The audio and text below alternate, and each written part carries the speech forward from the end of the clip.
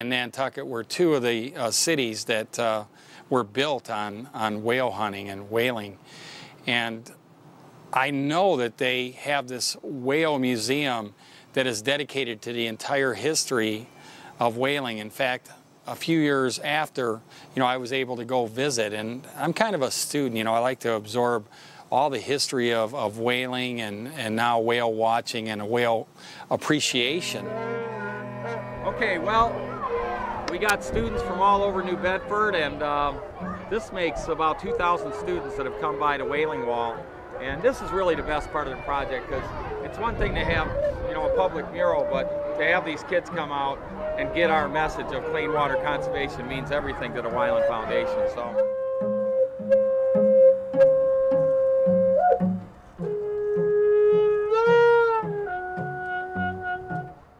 The last century was a disaster.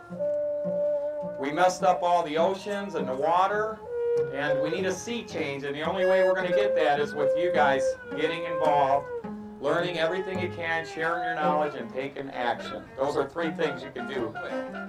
Don't give up, work really hard, but it all starts with a good education. You got to do good in school. If you do good in school, you'll do good for the rest of your life. So work really hard, dedicate yourself.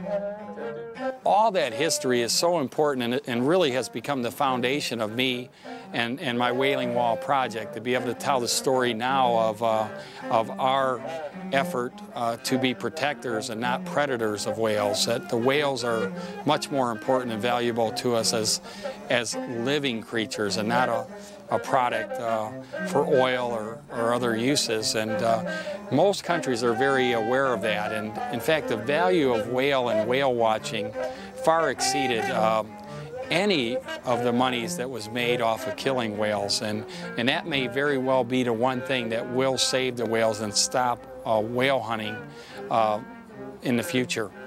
New Bedford was a whaling town. And of course, I'm a whale artist. And it was just a matter of time before the two of us really got together.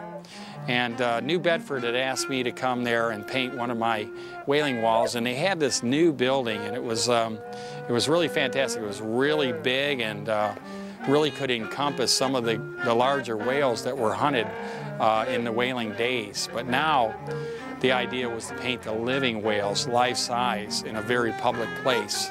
So in other words, bring in the new dawn of whale appreciation and whale watching.